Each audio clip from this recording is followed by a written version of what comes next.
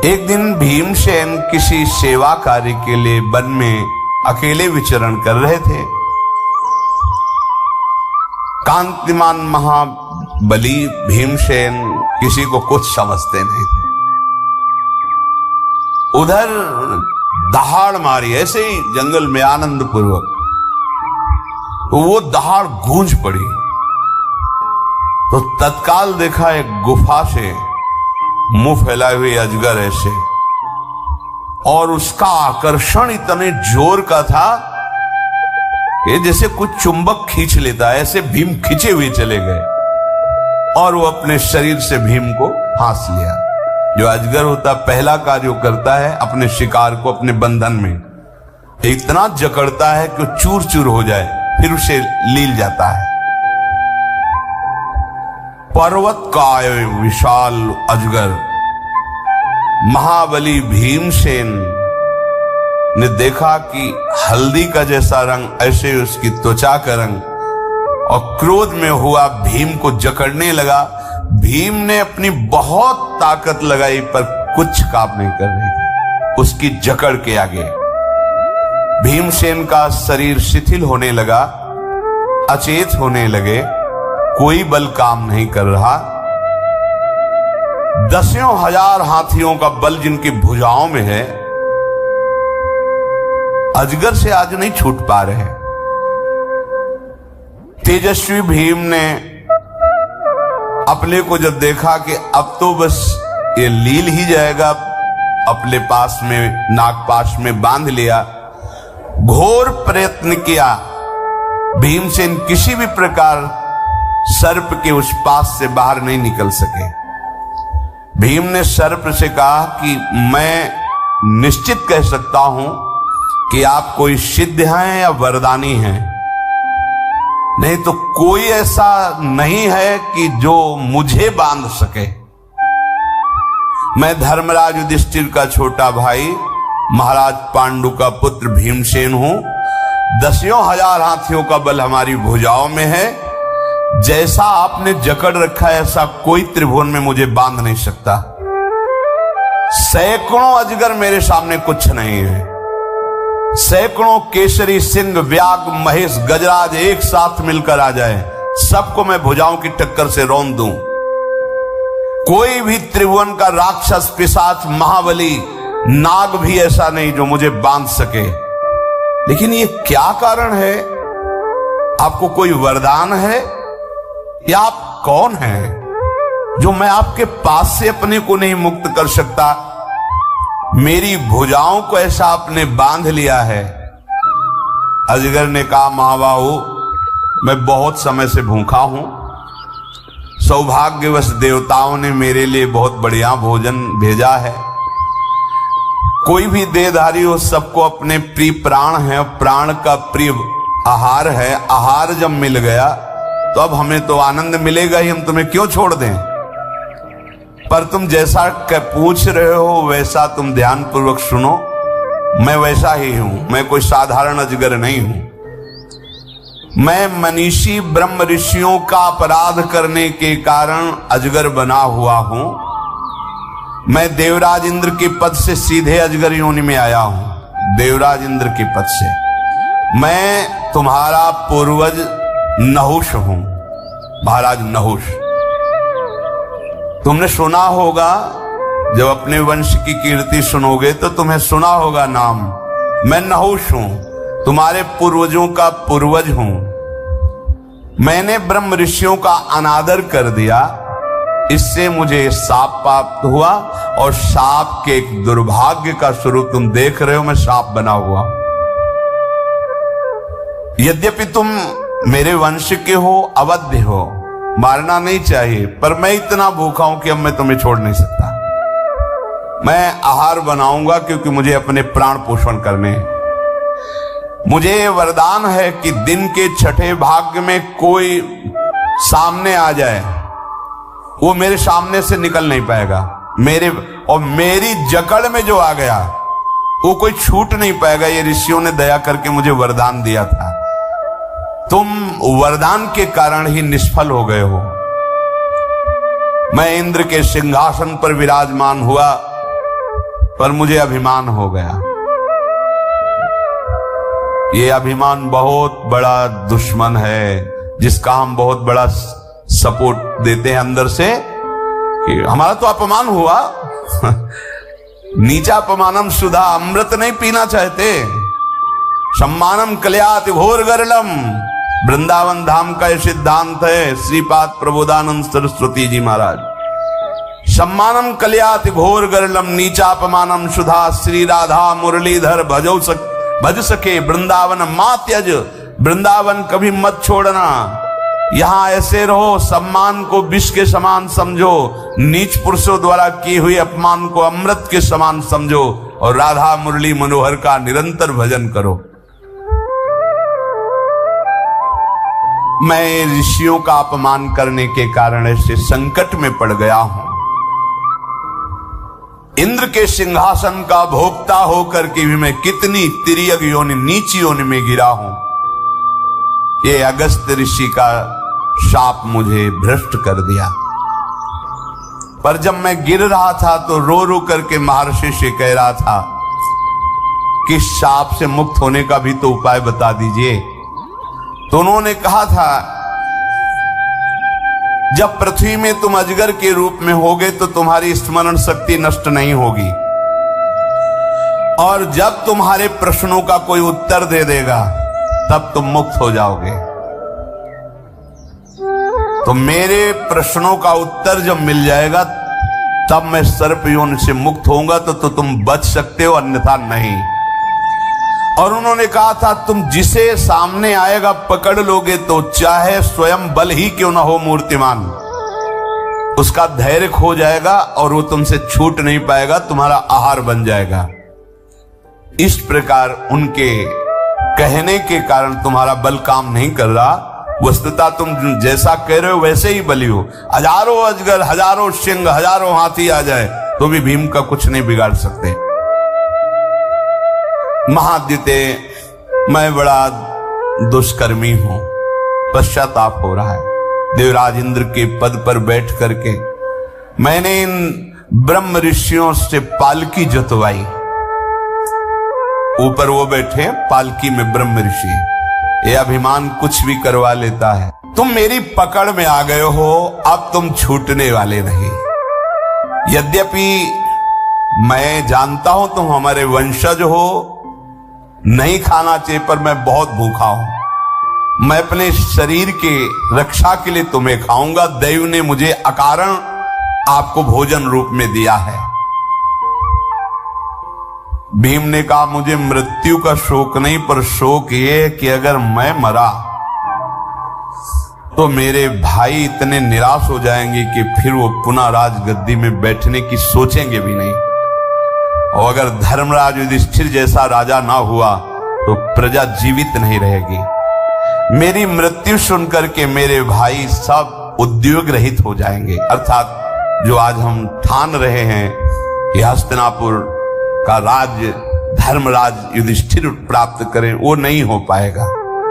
भुजंगम, मेरे शरीर छोड़ते ही मेरी माता प्राण छोड़ देगी, क्योंकि वो केवल जी ही इसीलिए रही कि मेरे पुत्र इतना कष्ट पा रहे हैं, पर अपने बाहुबल से एक दिन सिंहासन पर बैठेंगे। भीमसेन ऐसा कह ही रहे थे कि सर्प ने उनकी केवल 2 भुजाएं छोड़ी और जकड़ और मजबूत कर दी।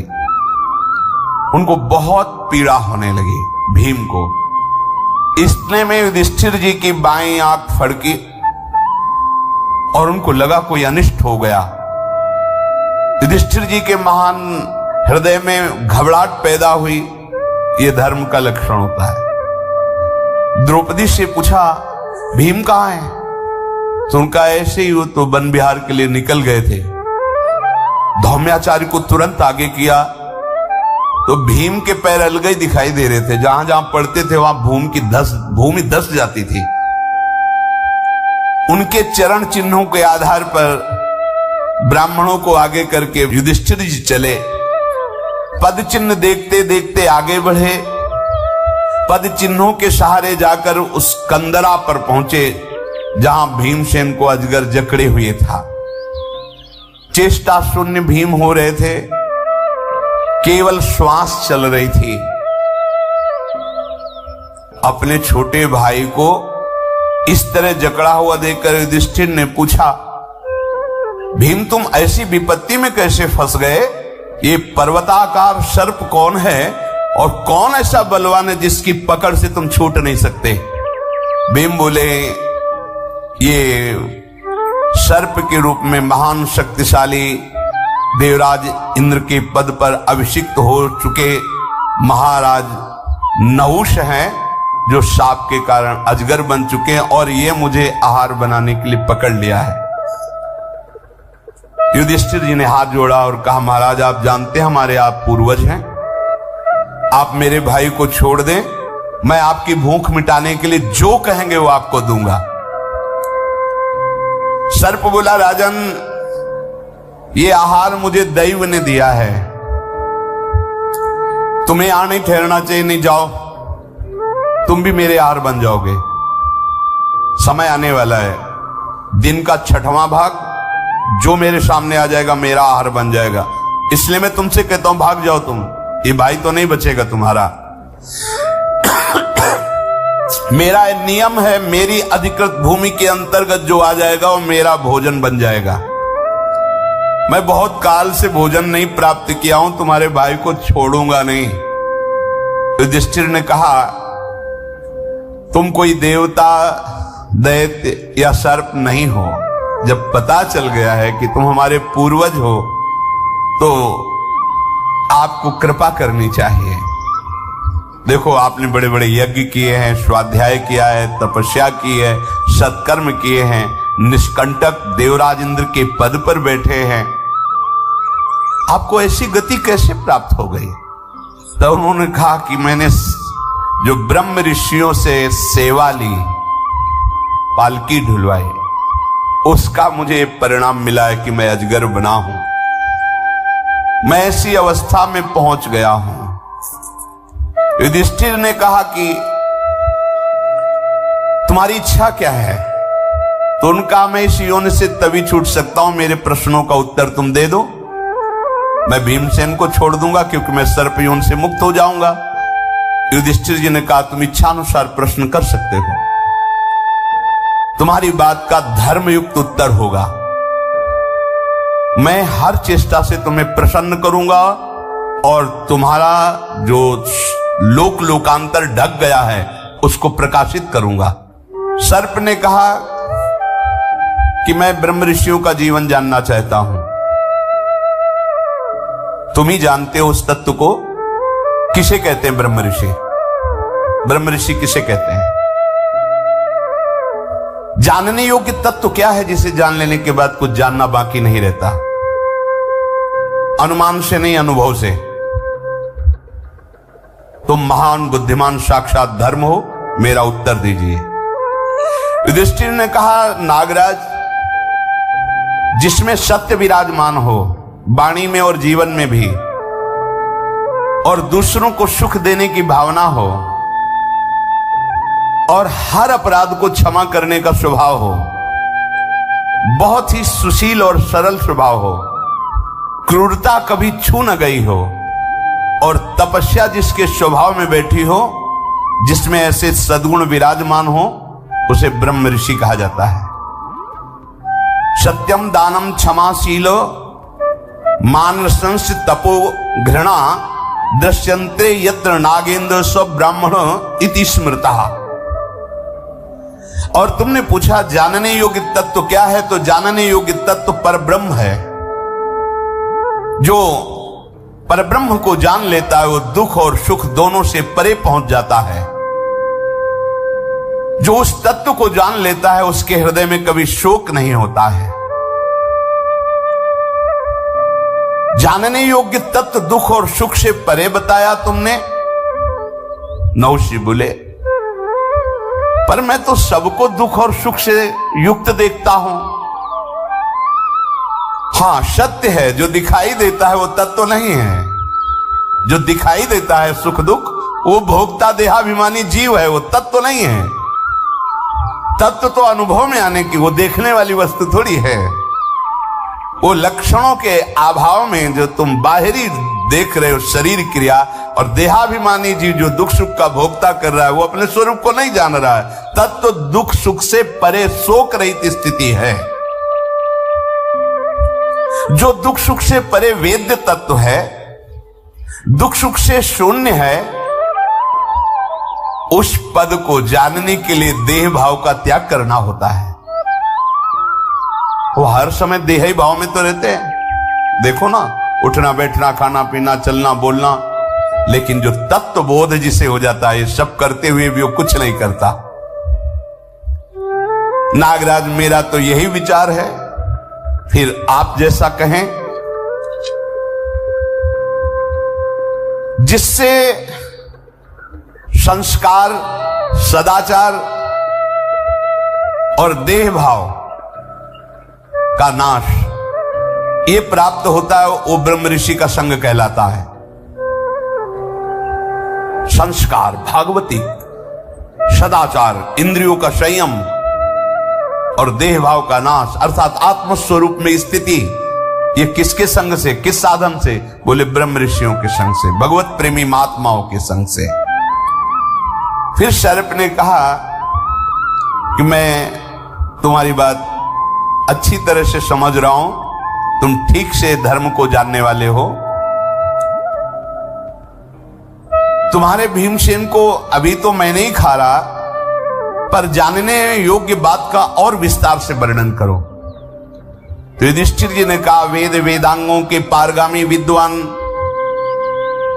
जिस आचरण को प्रमाणित करते हैं वही आचरण करना चाहिए, मनमानी नहीं। इस विषय में सर्प ने कहा कि मैं आपसे प्रश्न करता हूं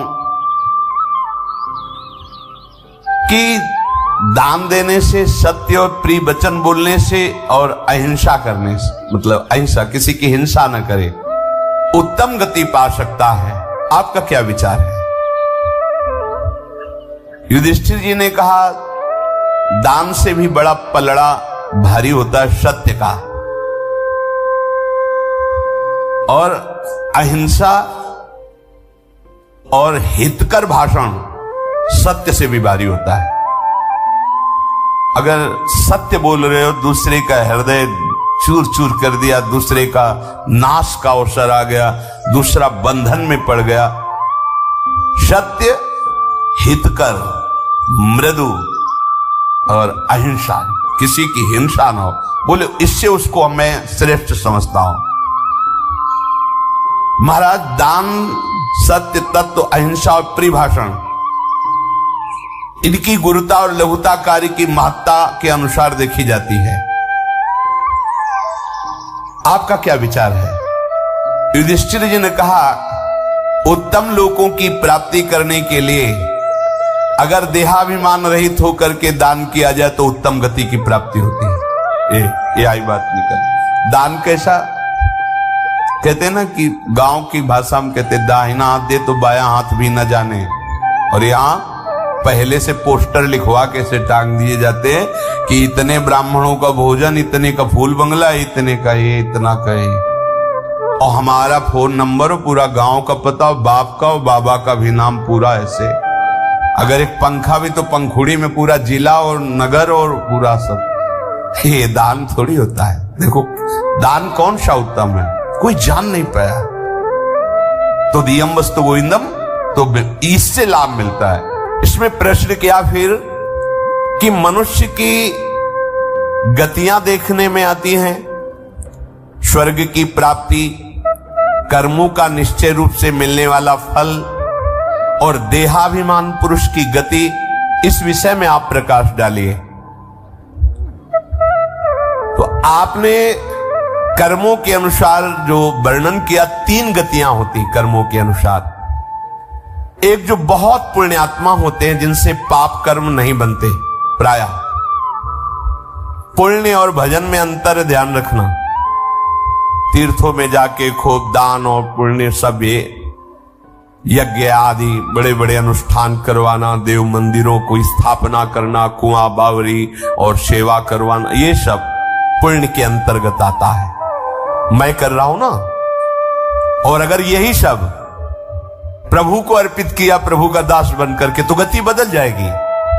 जो पुण्यात्मा जन है, जिनका केवल पुण्य में ही अनुराग होता है, ऐसे हैं। हमने देखा था कानपुर में एक, जब आश्रम में रहते थे तो गुरु आश्रम में, तो एक मैदा फैक्ट्री के बहुत बड़े, कई मैदा फैक्ट्रियां थी, पर वो पुण्यात्मा थे। देखा उनका स्वभाव देखा, वो आधा किलोमीटर दूर ही अपनी गाड़ियां खड़ी कर देते, 10 गाड़ियां उनके साथ आती थी, अंगरक्षक को सब वही खड़े, धोती कुर्ता गमछा, नंगे पैर आश्रम तक आना, प्रणाम करके बैठना, बिल्कुल ऐसे जैसे एक साधारण आदमी। सतचंडी यज्ञ कानपुर में की थी, करोड़ों रुपया लग, सब भोजन जो जितना चाहो पाओ। और आप सेवा जानते क्या करते थे, एक ऐसे ड्रम जैसा ले हुए साथ, और एक झाड़ू, जहां कोई दोना पत्तल फेंक कर डाल। जैसे कोई पूछता है यज्ञ कौन करा रहे हैं, भाई हमको तो सेवा यहाँ दोना पत्तल उठाने, आप किसी और से जानकारी, वो स्वयं, एक पैसा किसी का नहीं, स्वयं अपना। ये पुण्यात्मा पुरुष जानने भी नहीं दे रहे कि कौन कर रहा है। ऐसे पुण्यात्मा पुरुषों को स्वर्ग की, उत्तम लोक की प्राप्ति, भगवत प्राप्ति शब्द अलग है, उत्तम लोकों की प्राप्ति होती है। और जो शास्त्र विरुद्ध मनमानी आचरण करते हैं, क्या शास्त्र कहता है, क्या संत कहते हैं, उसकी तरफ ध्यान ही नहीं, फिर उनको नारकी गतियों में जन्म मिलता है और नरक की प्राप्ति होती है। वहां कष्ट भोग करके नीच योनियों को प्राप्त होते हैं। और जिनसे कुछ पाप बने और कुछ पुण्य बने, उनको मनुष्य मृत्यु लोक की प्राप्ति, जिसमें मनुष्य योनि, ये दोनों से मिश्रित है, पाप और पुण्य दोनों से मिश्रित शरीर की रचना होती है। जो आलस्य और प्रमाद का त्याग करके, किसी की हिंसा न करते हुए, अपने शास्त्र संयम के द्वारा दान और शुभ कर्म प्रभु को अर्पित करते हुए भजन करते हैं, वो भगवत प्राप्त होते हैं। 3 गतियां, और ये सबसे बिलक गति। पहली गति, जो उत्तम पुण्य कार्य ही करते रहते, पुण्य उसी का सफल है, ध्यान रखना, धर्म से कमाया हुआ और कोई जान न पावे, वो पुण्य। और जो ये प्रकाशित किया जाता है तो 4 लोग जो उसकी बड़ाई करते हैं, वहीं उसका प्रभाव खत्म हो जाता है। इसीलिए जो चतुर सुजान दाता होते हैं, कोई जान ही न पावे, जिसको अपने यश सुनने की अभिलाषा होती है और बड़ाई पाने की अभिलाषा होती है, सम्मान प्राप्ति, वो यहीं भोग लेता है, वो पुण्य उसको स्वर्ग ले जाने लायक नहीं रहता।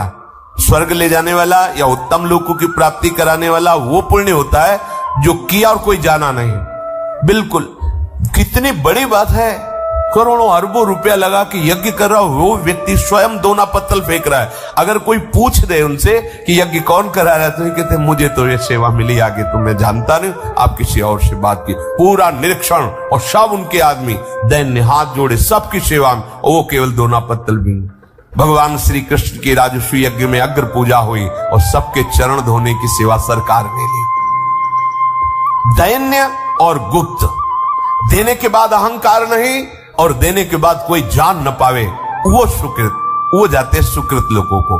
और जो मनमानी आचरण करते हैं, पापाचार, नरक और नीच योनियों को, जो पाप और पुण्य दोनों जिनसे होते रहते हैं, वो मनुष्य योनि को प्राप्त होते हैं। और जो अपने शास्त्र संयम के अनुसार कर्म करते हैं, दान पुण्य शुभ कर्म, ये सब भगवान को अर्पित करते और भजन करते हैं, उनको भगवत प्राप्ति होती है, जहां आना जाना नहीं है। जो विपरीत आचरण करता है, मनमानी आचरण करता है, वो पशु पक्षी की योनियों में जन्म लेता है। इसका कारण यह है कि वो काम और क्रोध लोभ से युक्त होकर के मानवता से भ्रष्ट हो जाता है, इसलिए उसे नीच योनियों की प्राप्ति होती है। प्रयोजनवश जीव प्रायः इन्हीं 3 गतियों को प्राप्त होता है। ये जो चौथी बात बताई गई, ये देहाभिमानी को प्राप्त नहीं होती। देह भाव से युक्त होकर इंद्रियों की परवशतावश जो बार बार भोगों को भोगता है, उसे जन्म लेना पड़ता है, और दुख सुख का उपभोग करते हुए फिर जीवन बिताकर फिर मरण फिर जन्म। जो सबका हित करते हुए आत्मस्वरूप प्रभु का भजन करता है और अपने सारे कर्म प्रभु को अर्पित करता है, वो परम ब्रह्म में भली भांति प्रतिष्ठित हो जाता है, अर्थात वो भगवत प्राप्त हो जाता है। तुम तो बड़े सर्वज्ञ हो, जो प्रश्न करता हूं उसका उत्तर दे देते हो। तुमने बहुत बड़े अद्भुत कर्म किए हैं, तभी तुम्हें ऐसा ज्ञान प्राप्त हुआ है। अद्भुत कर्म का तात्पर्य है तुमने ऋषियों की जरूर सेवा की। तो 10,000 ऋषि अब भी वनवास में महाराज युधिष्ठिर के पास हैं और उन्हीं के लिए वो क्लेशित हुए थे कि कैसे भोजन पवाऊं। तो भगवान सूर्य की आराधना करके वो बटलोई प्राप्त की थी। तो महाराज फिर एक प्रश्न का और उत्तर दीजिए। ये जो बड़े बड़े धन संपत्ति वाले जन हैं, ये अपने को बुद्धिमान समझते हैं, शूरवीर समझते हैं, पर इनको कौन ऐसा है जो मोह में डाल देता है, दुर्गति हो जाती है, जैसे मेरी हुई। नहुष जी कह रहे हैं जो सर्पयोनि में। मैं देवराज इंद्र के पद पर था, उस पद में जाते ही मैं मदोन्मत्त हो गया और मेरे से वो अपराध बना जो बिल्कुल नहीं होना चाहिए। महान तपस्वी ऋषियों से पालकी जुतवाई, परंतु आज मेरा हृदय जल रहा है कि मैंने वो क्या अपराध किया। जिन ऋषियों की चरण धूलि माथे पे रखना चाहिए, उनके कांधे पे पालकी ढुआई और मेरी ये दुर्गति हो गई। ये बड़ा कष्टदायक जीवन मेरा सर्प योनि में है। बोलो, स्वर्ग का देवराज इंद्र पद मुझे प्राप्त था, दिव्य विमान थे, पर मैंने अभिमान में ऋषियों की पालकी जोती। ब्रह्म ऋषि, देवता, गंधर्व, यक्ष, राक्षस कोई भी मेरे सामने आ जाए, उसकी आदि शक्ति मेरे में आ जाती थी। मेरी शक्ति तो है ही, उसकी आदि शक्ति, ये मुझे देवताओं ने वरदान दिया था। मैं जिस प्राणी की ओर आंख उठा के देख लूं, तत्काल उसका तेज नष्ट हो जाता था। मैं ऐसा तेजवान, पर मैंने ब्रह्म ऋषियों का अपमान करके अपना सर्वनाश कर लिया। ये अपने लोग देखते हैं, कहते गया गया, मान जा नहीं तो चला जाएगा। वो लगता है कि हमारे पास बैंक बैलेंस, हमारे पास अमुक अमुक सुविधाएं हैं, ये सब ऐसे नष्ट होने वाली। भ्रकुटी विलास सृष्टि लय हुई, तेरे पास कितना बैंक बैलेंस है। यहां सर्वनाश का खेल खेलने वाला काल केवल तुम्हें बाट जो रहा है। मान जा, राधा राधा रट, प्रभु की शरण में आ जा। ये अभिमान छोड़ दे, मैं कुछ कर लूंगा, कुछ नहीं कर पाएगा। ये काल तुझे नष्ट कर देगा। बस प्रभु की शरण में हो जाओ। जो करा रहे हैं उन्हीं के द्वारा कराए हुए सत्कर्मों को उनको अर्पित कर दो, भगवत प्राप्त हो जाओगे। पर कौन भगवत प्राप्त होना चाहता है? कौन शांति चाहता है? चाहते सब सुख हैं, पर मार्ग दुख का अनुसरण करेंगे। मेरी इतनी बुद्धि भ्रष्ट हो गई थी कि जब पालकी पर ऋषिजन चल रहे थे तो मैंने आगे चलने वाले महर्षि अगस्त को लात मारी कि सर्प सर्प, मतलब शीघ्र चल शीघ्र चल। तो उन्होंने कहा, जा, तू देवराज इंद्र के पद में बैठा हुआ इतना बड़ा अपराध कर दिया। सर्प सर्प बोलता है, जा सर्प योनि को प्राप्त हो। जब मैं नीचे गिरा तो देखा मैं सर्प योनि को प्राप्त हो गया। प्रमाद, ये विवेक शून्यता, ये धन और पद का अपराध मेरा सर्वनाश कर दिया। जब मैं गिर रहा था तो रोने लगा और ऋषियों से कहा कि आप तो बहुत करुणामय हैं, कम से कम मेरे साप को आप एक सीमा में बांध दीजिए, कब तक मैं भोगूंगा इस दुख को। तो उन्होंने कहा कि जब तुम्हारे कोई उत्तर दे देगा, तुम्हें स्मृति प्राप्त रहेगी मेरी कृपा से, और जब तुम्हारे धर्म संज्ञ प्रश्नों का उत्तर दे दे तो जान लेना साक्षात धर्मराज तुम्हारे सामने खड़े हैं। बस तुम उनके दर्शन से ही इस शाप से मुक्त हो जाओगे। ओहो, मुझे आज सौभाग्य प्राप्त हो गया है। आपने मेरे प्रश्नों का उत्तर दिया, मैं समझा साक्षात धर्मराज तुम हो। आज मेरे अजगर के शरीर त्यागने का अवसर आ गया। अब देखो, मैं तुम्हारे सामने भीम को छोड़ता हूं और अपने शरीर को छोड़ता हूं। जे ही ऐसा कहा, अजगर शरीर छूटा दिव्य तेजों में, क्योंकि वो महान पुण्यात्मा ही है, अपने स्वरूप को प्राप्त हुए। धौम्याचार्य ने मंत्रों से भीम को अभिषिक्त किया और उनको साथ लेकर आश्रम पर आए। तब धर्मराज युधिष्ठिर ने सबके सामने कहा कि भाई देखो, इतने बड़े प्रतापी पुण्यात्मा देवराज इंद्र के पद पर बैठने वाले नहुष जी से एक शिक्षा लो। कभी भूल से भी, क्योंकि हम लोगों का वनवास चल रहा है, कहीं किसी ऋषि का अपराध न बन जाए।